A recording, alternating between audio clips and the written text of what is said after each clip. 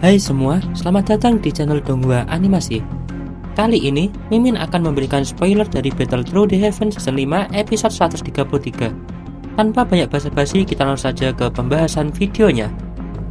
Setelah menyadari kedatangan Xiongzhen, Zaixing pun langsung memasang ekspresi suram ketika dia mampu merasakan bahwa orang yang datang kali ini sama seperti gadis kecil itu, memiliki hawa kekuatan monster kuno yang begitu menakutkan. Sehingga dengan datangnya bantuan itulah, Xiaoyan akhirnya mendapatkan cukup waktu dan berhasil menggabungkan 4 api surgawi miliknya. Teratai api seukuran telapak tangan akhirnya berhasil terbentuk dengan sempurna. Kelelahan yang luar biasa membuat Xiaoyan bernafas lega. Hal tersebut membuat Zaixing dilanda dengan keterkejutan. Kekuatan penghancur yang mampu dia rasakan berasal dari benda kecil tersebut. Bukankah sangat menakutkan? Bagaimana mungkin bocah ini memiliki kartu draft yang begitu mengerikan, hanya mengandalkan kekuatan puncak Douzong miliknya? Dengan melihat niat membunuh dalam pandangan mata Xiaoyan, Zaixing buru-buru berpindah tempat dan mengambil langkah antisipasi demi menghindar dari sana.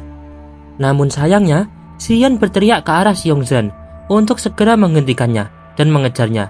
Tinju logam yang begitu tajam segera menghantam punggung Zaixing. Dengan sangat-sangat keras, ruang udara bengkok membentuk busur cengkungan yang membuatnya terpental ke belakang. Zaixing semakin dilanda kepanikan. Kekuatan fisik orang ini jauh lebih kuat dibandingkan dengan gadis kecil yang berada di sampingnya. Serangan susulan terus berdatangan dari arah yang tak terduga dan terus menghantam tubuh Zaixing. Namun tampaknya Zaixing sudah merencanakan sesuatu. Ketika pukulan terakhir dari Xiongzhen datang, dia mementalkannya ke arah berlawanan. Tubuhnya malah berbanding lurus dengan keberadaan Xiaoyan berdiri. Xiongzhen pun tersenyum dingin. Melihat itu, Xian benar-benar murka dengan kebodohan Xiongzhen. Bukannya menjauhkannya dari posisi Xiaoyan, tetapi malah mementalkannya lebih dekat dengannya. Zaixing segera melancarkan kabut hitam yang berbentuk cakar kematian dan membentuk sebuah 9 jeratan. Zaixing lantas berkata, "Bocah, jika kau ingin membunuhku, maka kau harus ikut mati menemaniku." Xiaoyan pada akhirnya dengan terpaksa melepaskan teratai api 4 warna di tangannya. Guncangan getaran menghasilkan badai pemusnahan segera menyebar di area pertempuran. Xiaoyan pun terpentalkan dan memuntahkan darah. Riak penghancur yang dihasilkannya menyebar hampir 100 meter lebih. Radiasi tersebut mengakibatkan seluruh wilayah di sekitarnya berubah menjadi merah. Hutan-hutan, pepohonan, bebatuan, gunung-gunung seketika hancur lebur. Namun kejadian yang benar-benar tidak terduga seketika terjadi. Tampak diperlihatkan ketika serangan mereka berdua bertabrakan satu sama lain, tulang-tulang Xiaoyan menjadi remuk akibat ledakan teratai apinya sendiri. Xiao Yixian segera muncul untuk menangkap tubuhnya yang lemah dan berlumuran darah. Entah bagaimana kejadian itu terjadi, Xiongzhen sendiri pun merasa sangat heran. Sebelum pada akhirnya, tiba-tiba saja Feng Xunzi serta semua orang merasakan 2 aura perkasa yang luar biasa mulai berdatangan. Diyakinkan, kekuatannya jauh lebih kuat dibandingkan dengan tetua Zaixing. Sehingga, Feng Xunzi menyimpulkan semua tragedi yang menimpa Xiaoyan sampai mengalami cedera fatal diyakinkan berasal dari kedua orang yang datang kali ini. Badai api yang menyapu seluruh tempat juga seketika menghilang, dan terdengarlah suara mengatakan, "Selama bertahun-tahun, seorang yang berani menginjakkan kakinya bahkan sampai menghancurkan istana jiwa hanyalah dirimu. Bocah, kau adalah orang pertama yang melakukannya." Ekspresi Feng Xunzi dan juga rekan-rekannya seketika berubah. Pandangan mata mereka berfokus ke tempat badai api yang telah menghilang. Dan ternyata, benar, mereka berdualah yang telah memadamkan ledakan teratai 4 gabungan api surgawi Xiaoyan. Tapi meskipun begitu, serangan kejutan yang dilepaskan oleh Xiaoyan sebelumnya sudah membuat Mugu yang berdiri di sana menelan air liur ketakutan. Beruntung saja, bocah tersebut tidak menggunakan kekuatan semacam itu saat menghadapinya. Di balik Xiaoyan yang mengalami cedera fatal, ternyata Zaixing juga bernasib sama. Bahkan hampir saja diambang kematian. Zaixing lantas berkata kepada kedua orang yang datang untuk membantunya demi segera menghabisi bocah itu. Namun sungguh ironinya, kedua rekannya malah sangat dipermalukan. Mengingat reputasi dari hantu tua Zaixing, mengapa bisa-bisanya malah dijatuhkan oleh seorang pemuda yang hanya berada di puncak ranah Douzong. Mereka mengatakan, "Kau hanya bisa menyalahkan dirimu sendiri. Jika kau tidak menggunakan giok spesial itu untuk memanggil kami, Maka bagaimana dengan takdirmu sekarang? Saat ini, aula cabang telah dihancurkan. Jika sampai pemimpin kami tahu, maka kau akan segera menerima konsekuensinya. Tetua berjubah putih pun menyaut, lupakan, tidak ada gunanya untuk mengatakan itu padanya. Sekarang menangkap bocah ini adalah hal yang paling berharga. Dan aku pikir keputusan yang diambil Zeixing cukup bagus. Dia sepertinya sudah tahu bahwa tidak mungkin baginya untuk menghabisi Xiaoyan seorang diri. Kemunculan kedua tetua tersebut, Muku segera datang sembari menangkupkan kedua tangan dan berkata, "Salam untuk Tianzun hitam dan Tianzun putih." Tianzun putih juga segera ikut menyalahkan Muku sembari berkata, "Kalian semua berhak memberikan pertanggungjawaban atas hancurnya aula cabang. Satu-satunya cara yang bisa kau lakukan sekarang adalah membantu kami menangkap Xiaoyan." Muku benar-benar kehilangan keberanian ketika berhadapan dengan Tianzun hitam putih. Di sisi lain, Feng Zunxi serta Tie Jian mempunyai firasat yang sangat buruk dengan kedatangan mereka. Bukankah sepertinya tidak akan mudah, bahkan mustahil lagi untuk melarikan diri darinya? Kekuatan kedua iblis tua ini sangatlah berbahaya. Bahkan hanya mengandalkan kemampuan mereka berdua sudah mampu mengalahkan barisan kami. Zhou Yixian mengepalkan tinjunya dengan keras. Dia segera berkata kepada Xian untuk menopang tubuh Xiaoyan agar segera bergegas keluar. Bawalah dia pergi dari tempat ini. Xian segera menggigit ujung jarinya. Setetes darah dilepaskan sampai membuat garis retakan spesial. Tetapi melihat itu, bagaimana mungkin Tianzun hitam putih akan membiarkan mereka pergi dengan mudah? Serangan dua pilar kabut hitam perkasa memotong udara, bergegas menuju kelompok Xiaoyan dengan kecepatan yang sangat mematikan. Dan sungguh tidak terduga, membuat Feng Zunxi buru-buru berteriak agar teman-temannya tidak membuang waktu lagi. Tidak ada kesempatan apapun untuk meladeni pertarungan mereka sekarang. Siapapun yang menghadapinya, maka mustahil bisa pergi dengan selamat. Ketika serangan semakin mendekat, tiba-tiba saja Tie Jian Zunxi melangkah ke depan sembari berkata, "Pergilah Yao Chen, kau telah membantuku saat itu. Karenanya hari ini aku akan membalas semua kebaikanmu." Ketika serangan Tianzun hitam putih merobek tubuhnya, kejadian tak terduga tiba-tiba seketika terjadi. Seketika, tubuh Tie Jian mengalami gumpalan yang mengandung energi ledakan. Apa yang dilakukannya sekarang adalah metode untuk menghancurkan tubuhnya sendiri demi menyelamatkan rekan-rekannya. Meskipun keputusan itu sangat gila, tetapi di lain sisi apa yang dilakukannya sekarang adalah sebuah pengorbanan yang paling berharga. Pintu spesial seketika terbuka, dan akhirnya berhasil membawa kelompok Xiaoyan untuk meninggalkan cabang aula jiwa. Kondisi Xiaoyan sekarang juga tengah terluka parah. Pembuluh darah di tubuhnya semuanya hancur. 70% tulang-tulangnya patah. Bentrokan itu disebabkan telapak tangan hantu tua Zeixing serta disusul dengan kedatangan Tianzun hitam putih. Hati Yao Lao pun terbakar dengan amarah saat melihat murid kesayangannya malah berakhir menyedihkan hanya untuk menyelamatkan dirinya. Dia lantas berkata, "Aula jiwa, hari ini dan seterusnya kami tidak akan berhenti hingga salah satu dari kita mati." Zhou Yixian, Tianhuo, serta Xian hanya bisa berpasrah dengan sedih. Xiaoyan menerima dengan paksa telapak tangan kekuatan penuh dari seorang ahli bintang 5 dusun puncak. Bahkan mereka berdua pun mungkin tidak akan mendapatkan kesempatan lagi untuk bertahan jika menghadapinya. Melihat kondisi Xiaoyan yang benar-benar sekarat, Feng Zunxi lantas berkata kepada Yao Lao, "Bukankah masih ada beberapa metode yang kau punya? Kau dikenal sebagai seorang yang bisa menyelamatkan apapun selama kau masih memiliki nafas, bukan?" Yao Lao terus meratapi murid kesayangnya. Perasaan yang campur aduk antara sedih dan emosi benar-benar membuatnya kehilangan kendali. Namun, Feng Zunxi menyuruhnya untuk tetap tenang. Xiaoyan telah menyelamatkanmu, dan bukanlah keputusan yang bijak jika kau berangkat ke sana untuk membalaskan dendamnya. Itu hanya akan berakhir kau akan ditangkap lagi. Tujuan yang paling penting sekarang adalah bukan untuk menghancurkan mereka, tetapi yang paling penting bagaimana cara menyelamatkan Xiaoyan. Aku juga yakin dengan keterampilan alkemismu, kau harusnya mempunyai beberapa solusi untuk membantunya. Mendengarkan itu, Yao Lao mulai sedikit tenang.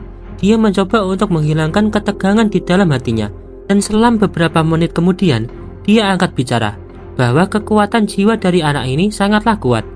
Dilihat dari kekuatan telapak tangan kematian Zeixing sebelumnya, serangan tersebut harusnya sudah memutuskan semua energi kehidupannya. Namun dia berhasil menahannya dengan paksa. Semuanya itu juga merupakan bantuan dari api surgawi yang selalu menjaganya. Api surgawi tersebut juga bisa membantu memperbaiki tubuhnya ketika terluka. Feng Zunzi lantas bertanya, "Maksudmu api 3000 pembakaran?" Yao Lao membenarkannya. Api 3000 pembakaran dikenal sebagai nyala api abadi. Anak ini telah menelan serta memurnikannya. Karakteristik khusus yang dimilikinya tentu saja tidak akan pernah padam, meskipun dia mendapatkan beberapa luka di tubuhnya dan terbilang cukup fatal. Namun masih ada jalan untuk disembuhkan. Tetapi sekarang dia sedang tidak sadarkan diri. Pemulihan yang dilakukan oleh api surgawi 3000 pembakaran secara otomatis sedikit berjalan lambat. Kecuali api surgawi tersebut mendapatkan asupan dengan cara menyerap kekuatan bintang-bintang. Karena itulah kita harus menemukan tempat di mana kekuatan bintang-bintang berada. Hanya dengan begitu, efek pemulihan tubuhnya bisa berjalan dengan cepat. Mendengar itu, Feng Zunzi seketika berpikir, api surgawi 3000 pembakaran membutuhkan kekuatan bintang. Ayo berangkat ke pavilion bintang jatuh. Kau tidak akan lupa bahwa tempat itu dibangun pada awalnya menggunakan meteorit dari luar angkasa. Kekuatan bintang-bintang di dalamnya masih terkumpul di sana tanpa berkurang sedikit pun. Aku pikir itulah tempat yang paling cocok untuk memulihkan tubuh Xiaoyan. Dengan bantuan meteorit tersebut, nyawa anak ini bisa terselamatkan. Tapi, satu hal yang paling disayangkan oleh Feng Zunzi, apa yang telah terjadi meskipun bisa disembuhkan, namun cedera serius yang dialaminya pasti sangat mempengaruhi tingkat pelatihannya di masa depan. Ini bukanlah sebuah kata-kata untuk menurunkan semangat semua orang, tetapi dengan karakter Xiaoyan, apakah dia bisa menerimanya? Mendengar itu, Xiao Yixian menjadi semakin panik. Namun Yao Lao berkata padanya untuk tidak perlu khawatir. Saat ini tubuh Xiaoyan sedang rusak parah.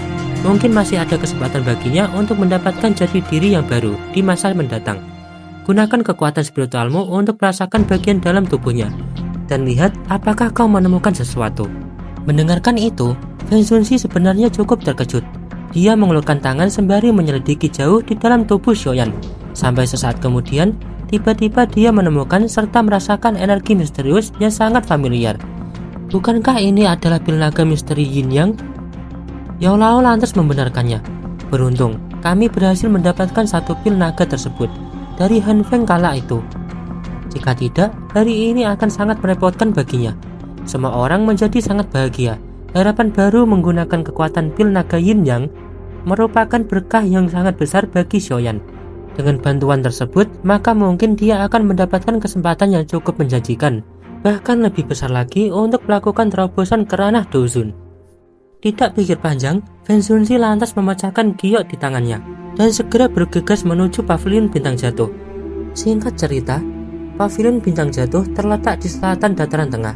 Sesampainya di sana, Yao Lao teringat masa lalu. Sudah bertahun-tahun aku tidak mengunjungi tempat ini. Feng Zunzi mengatakan, pavilion bintang jatuh didirikan oleh kami berdua. Namun pada akhirnya, posisimu untuk menjadi pemimpin malah teralihkan kepadaku. Benar-benar tanggung jawabnya sangat besar. Yao Lao tertawa kecil, mengatakan, aku tidak menyukai hal-hal semacam itu. Alasanku mendirikan pavilion ini dikarenakan hanya sedikit ketertarikan.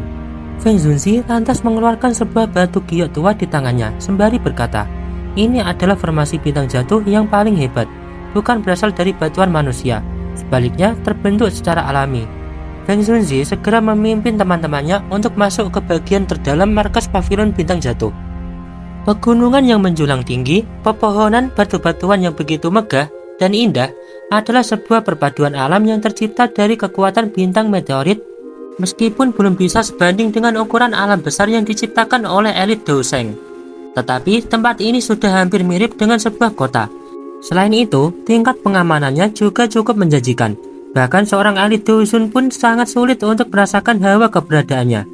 Nah, sesampainya di sana, beberapa sosok manusia dipimpin oleh muridnya, yaitu Mu Qingluan, memberikan hormat menangkupkan kedua tangannya. Feng Zunzi lantas berkata, sapalah pemimpin pavilion bintang jatuh kita yang pertama. Setelah itu, Mu Qingluan seketika kaget melihat kondisi Xiaoyan yang dimana salah satu lengannya telah patah. Wajahnya babak belur parah, serta vitalitas di dalam tubuhnya rusak berantakan. Entah apa yang terjadi. Tetapi saat mendengarkan semua penjelasan Feng Zunzi bahwa dia telah bertarung dengan elit Douzun bintang 5 puncak, Mu Qingluan pun terkejut. Bukankah ini adalah sebuah hal yang paling nekat yang pernah dia lakukan seumur hidupnya? Namun keberanian tersebut juga membuat Mu Qingluan menjadi semakin kagum padanya, dikarenakan bisa bertahan di bawah serangan seorang elit Douzun. Andai kata Feng Qing'er bertemu Xiaoyan sekarang, aku ingin tahu bagaimana perasaannya. Tiba di sebuah menara pilar batu, Xiaoyan kemudian ditempatkan di atasnya. Kekuatan meteorit alami yang terkumpul ratusan tahun terus mengalir dan tak pernah terhenti, serta kekuatan bintang-bintang yang terserap melalui luar angkasa menjadikan tempat tersebut sebagai titik berkumpulnya kekuatan yang bisa diyakinkan mampu membantu pemulihan tubuh Xiaoyan. Tidak menunggu waktu lama, gelombang energi mengalir dari segala penjuru. Nyala api surgawi seketika melingkar menutupi seluruh bagian tubuhnya. Pemandangan itu benar-benar sungguh mengejutkan. Inti api 3000 pembakaran yang berada di tubuhnya langsung bereaksi menjadi memadat, tanpa ada sebuah kekuatan yang sedang terhubung satu sama lain. Melihat muridnya sedang melalui tahapan proses pemulihan, Yao Lao hanya bisa berharap dan berdoa, sembari berkata, "Bocah, gurumu ini masih sangat menunggumu untuk membantuku memperbaiki tubuh fisik. Karena itulah, semoga kau bisa sembuh total dari luka yang kamu alami." Singkat cerita, dalam proses untuk menyembuhkan tubuh Xiaoyan, Pavilion Bintang Jatuh sekarang menjadi begitu ramai dengan kedatangan kelompok mereka, terutamanya orang yang paling menonjol yang menjadi pendiri pertama pavilion tersebut. Tidak lain dan tidak bukan adalah Yao Lao. Meskipun Yao Lao bukanlah tipe orang yang tergila-gila akan jabatan serta kepemimpinan, namun dia menghargai semua keputusan Feng Zunze. Tetapi yang paling dipikirkan oleh Yao Lao sekarang adalah bukan masalah apapun, melainkan kondisi Xiaoyan. Pemuda itu telah mempertaruhkan kekuatannya, bahkan nyawanya sendiri, demi menyelamatkannya dari tangan Aula Jiwa. Waktu terus berlalu. Dalam kurun waktu sebulan lebih, Xiaoyan masih berada di atas menara batu dan belum menunjukkan tanda-tanda kebangkitan. Namun tentu saja, dalam proses itu tahapan pemulihannya sudah mulai terlihat sedikit demi sedikit. Feng Zunze juga mengatur posisi penetua di pavilion Bintang Jatuh. Bahkan dia menunjuk Xiao Yishan serta Tian Huo untuk mengambil jabatan salah satunya. Musim semi berlalu hingga musim gugur tiba. Xin berpindah di wilayah barat laut benua Douji, tepatnya di Kekaisaran Jiama. Pada akhirnya, kita akan kembali dipertemukan dengan Sang Ratu Cailin. Tampak termenung di dalam aula besar aliansi. Tatapan matanya penuh dengan kecemasan, kekhawatiran, serta kerinduan mendalam. Ia lantas berkata, "Sudah 6 tahun berlalu.